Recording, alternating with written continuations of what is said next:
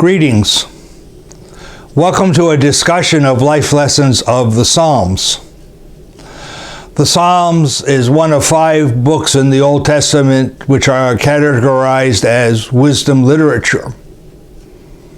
These 5 books deal with human emotion, everyday life experiences, successes, celebrations, joys, happiness, strong faith.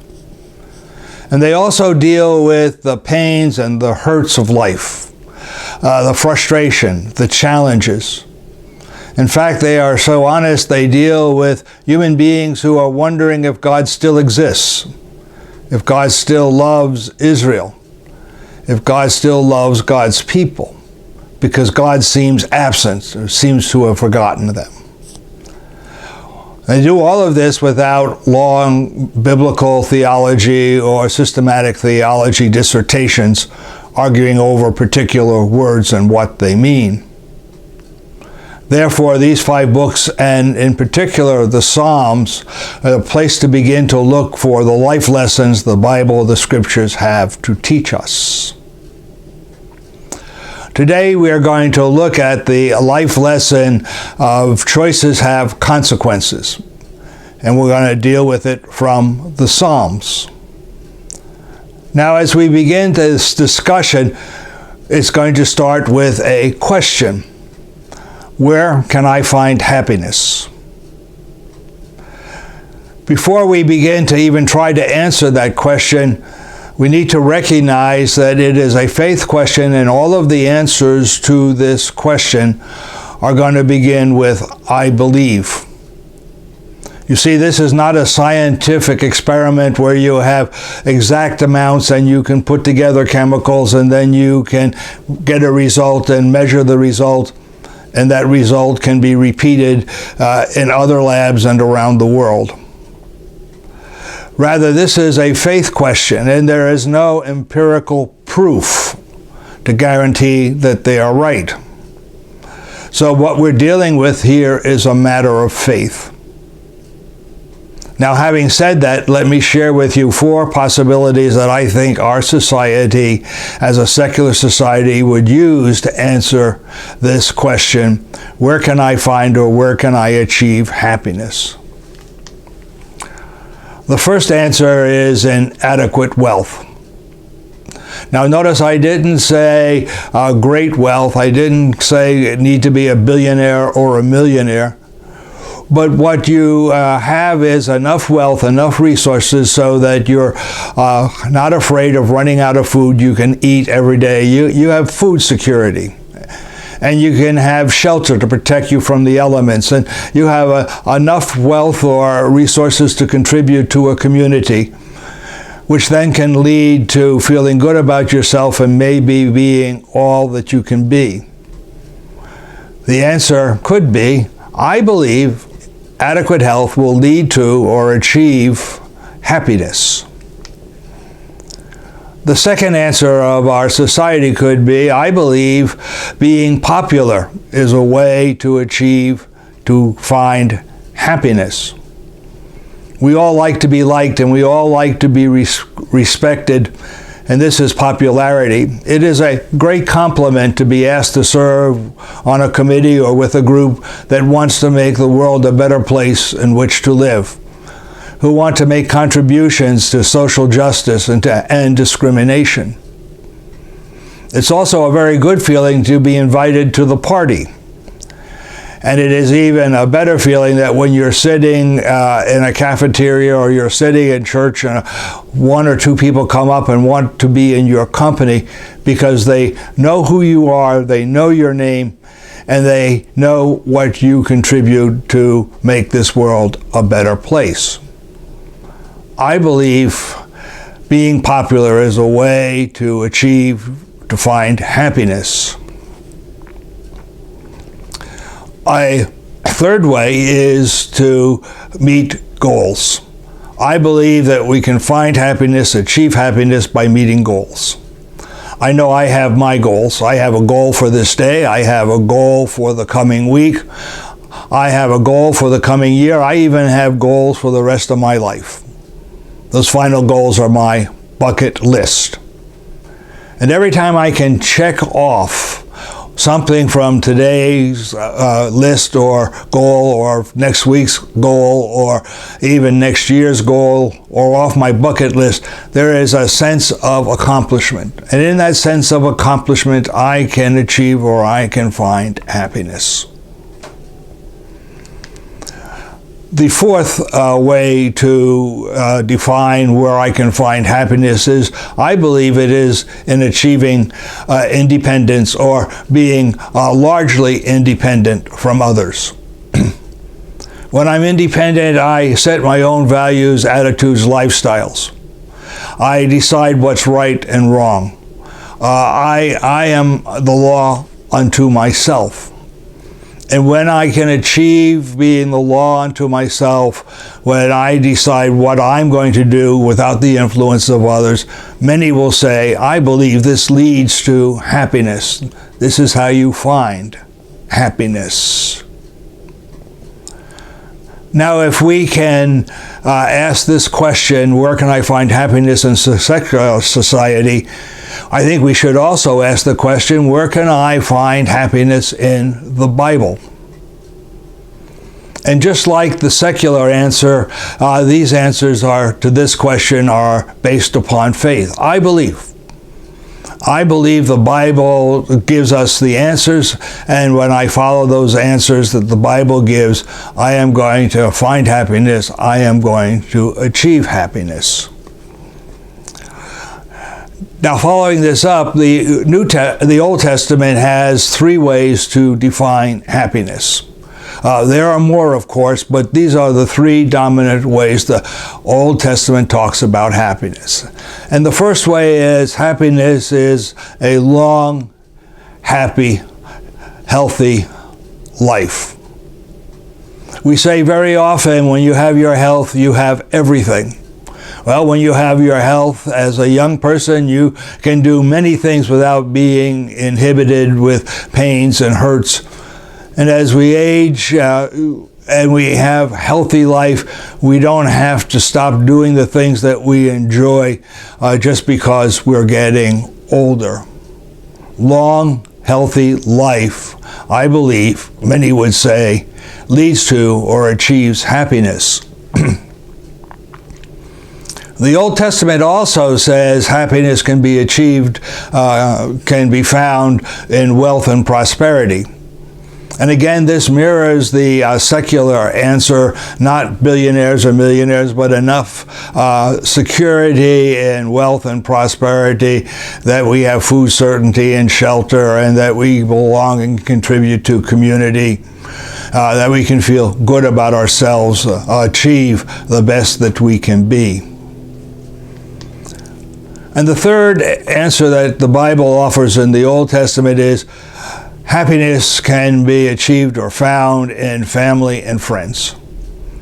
When you have a very supportive and happy family of grandma, grandpa, mom, dad, grandchildren, all living together, enjoying each other's company, 3 generations supporting and caring for each other, what more could one ask for? What more could be you have in a way to find happiness? Now, this discussion is, where do we find the life lessons of the Psalms? And so it's fair to ask the question, where can I find happiness in the Psalms? And the answer is in the Beatitude Psalms. These Beatitude Psalms reveal how an individual can find happiness.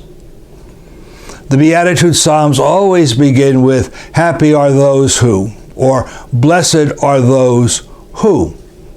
And then those Psalms go on to list a number of choices, or a number of behaviors, or a number of things the reader needs to do. And when the reader does that, when the reader makes those choices, then the reader has a very high potential of finding or achieving happiness. So I would like to take a look from this point on at a Beatitude Psalm, Psalm number 1. This psalm becomes a model for all of the other Beatitude Psalms in the book of Psalms, and some scholars suggest becomes the model or the template for all of the book of Psalms beyond the Beatitude Psalms. So let's turn to Psalm 1. In Psalm 1, the first two verses are like this. Immediately, we've identified a Beatitude Psalm. Happy are those who do. There it is. And then it follows up with what one must do to achieve or to find happiness. So let me read the first two verses to you. Happy are those who do not follow the advice of the wicked, or take the path that sinners trod, or sit in the seat of scoffers, but their delight is in the law of the Lord, and on his law they meditate day and night. Now notice the choices that the psalm gives to us, and we need to choose what we are going to do, and those choices will then either lead to or not let us achieve the happiness we want. So these first verses are saying we have to choose whether or not to take the advice of the wicked, or we have to choose whether or not to walk the path of the sinner, or we have to choose whether or not to sit in the seat of scoffers, or we have to choose whether or not to delight and to meditate on the law of God. To understand what this psalm is saying, I think we need to go look at those four choices in some depth. So, the first choice is avoiding the advice of the wicked. In the Bible, the wicked are self-centered. Part of the theology of the Bible is God is at the center of life. God is at the center of everything. And being at the center of life, God becomes our top priority. To be in relationship with God and to serve God. What the wicked do is they replace God with themselves. They replace God in being the center. They become the center. And as the center, they determine what's right, what's wrong, what's good, what's evil, what behaviors are acceptable. And then they follow through on that. In the book, I'm Okay, You're Okay, which was published in 1967, there are four particular ways of having human transactions. And one of those ways to have human transaction is in I'm okay, you're not okay. When I'm okay and you're not okay, that is a perfect example of the wicked. And since the wicked is okay and I'm not okay, the wicked's needs are more important than my needs. Or the wicked's desires are more important than my desires. Or the wicked can do whatever they want and it doesn't matter whether it hurts me. In fact, the book goes on to say that there are ways, even much more subtle ways, but there are ways that the wicked do this. They can take what I have violently, they can break into my house and steal. They can gossip about me to somebody who likes me in order to diminish me and hopefully to raise the status of the wicked in their life. I'm okay, you're not okay is a perfect example of the way the wicked think and the way the wicked advise. Therefore, we should not follow the advice of the wicked. Now, if I would stop right here, we would have a wonderful platitude. Just don't do that and everything would be fine. But we need to ask the question, how do we avoid the advice of the wicked? And I'm going to suggest that's done in a single question. And the question is, what need is being met when I do this? Whose need is being met when I do this? Now, I gave you a couple of very aggressive answers before about what the wicked do. I think that can also be very subtle and not on the surface immediately jump out as taking the advice of the wicked, but I think that's also there in the process. So let me share on a much more subdued level, what does it mean, whose need is being met when I do this? And I'll do that by sharing two examples from my life.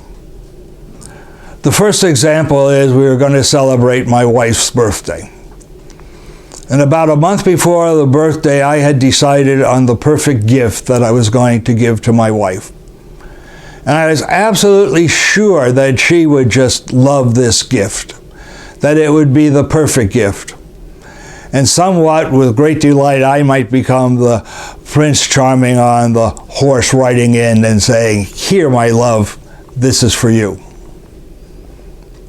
But about a week or two before her birthday, we were window shopping together, and she saw a perfect example of a sailboat, a sculpture of a sailboat, and said, "Wouldn't this look great on our living room table? I think this is really good. It's marvelous." Now, I immediately put on my counseling hat and saying, is she trying to tell me this is what she wants for a birthday present? And at that moment, I had to choose. Do I give her the gift that I think was perfect and had decided on already, my need? Or do I give her what she is saying is just absolutely great and should be on our table in our living room? Whose need is being met? And my choice would have consequences. The second example that I would give to you comes from my pastoral ministry. In the Lutheran Church, your third year of seminary is spent full-time in a parish, learning how parishes work and how to be a pastor. My supervisor on my internship taught me that when a parishioner was in the hospital, you visited every day. You never took a day off. Now, I practiced that for many, many, many years after my internship and in my pastoral ministry. And the two congregations that I served, the parishioners knew that if they were in the hospital, I was coming to visit. But occasionally a parishioner would say, "Look, Pastor, you don't have to call upon me every day." And this usually happened especially around the weekends. "Pastor, tomorrow is Saturday. Why don't you just take the day off? You don't have to come see me." Or if it was a Saturday, "Pastor, after you finish preaching, go home and rest. You don't need to come and visit me." Now, can you hear the choice? I have to choose whether I am going to be the good pastor as I was taught and go visit, or am I going to honor the gift that my parishioner just gave to me, saying, "Take the day off, go home and rest"? And the answer would have consequences. The second choice is to not tread on the path of the sinner. In the Bible, a sinner rebels against God and God's instructions.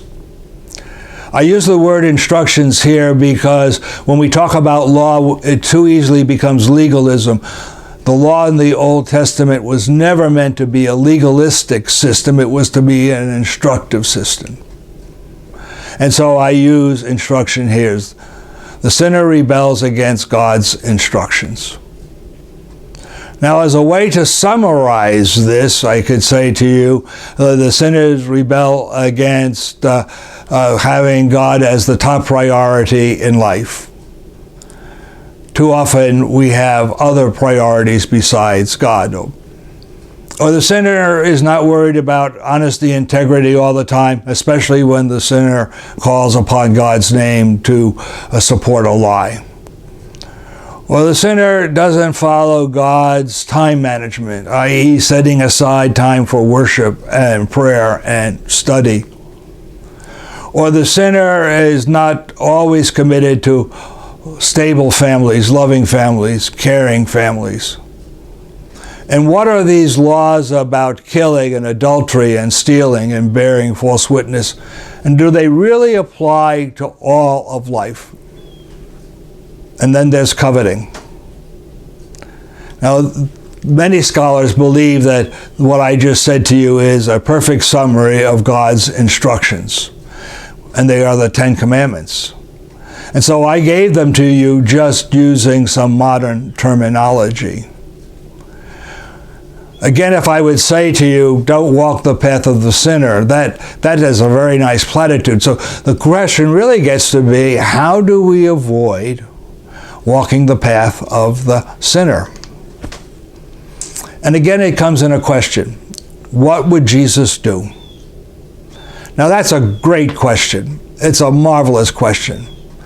The 10 Commandments, the instructions I just gave you have two purposes. One, to increase the relationship with God, and the other is to build solid, caring, loving communities. So what would Jesus do if Jesus was right here, right now, to deepen and strengthen relationship with God? What would Jesus do here, right now, to build loving community? Perfect questions. But I think it's the wrong question. And I think the question should be, what does God want me to do with my gifts and talents? I'm not Jesus. I don't have Jesus' insights. I don't have Jesus' gifts. I don't have Jesus' talents. I am not Jesus. But I do have the gifts that God gave to me. And so the question is, what does God want me to do with the spiritual gifts that God has given to me to build and deepen relationships with God, both for myself and my community? And what do I do with the gifts that God has given to me to build strong communities that diminish segregation, that diminish lack of social justice, that diminish being prejudiced against other people? I have to choose what I do with my gifts, and they have consequences.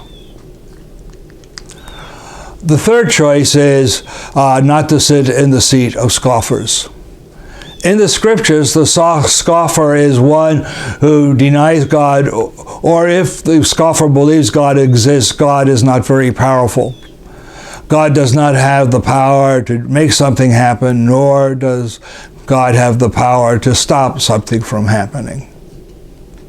The scoffers are those who look at believers in God who would say, look, I'm going to pray for you when I know you're sick or you're hospitalized. I'm going to pray that God will cure that disease or heal that bone. I'm going to pray that God will come into the pit where you feel like you're worthless and raise you up so that you know you're somebody of value. I'm going to pray that you find a new job because I know exactly how unhappy you are in your present job. The scoffer would say, why are you praying? God can't do anything to help you.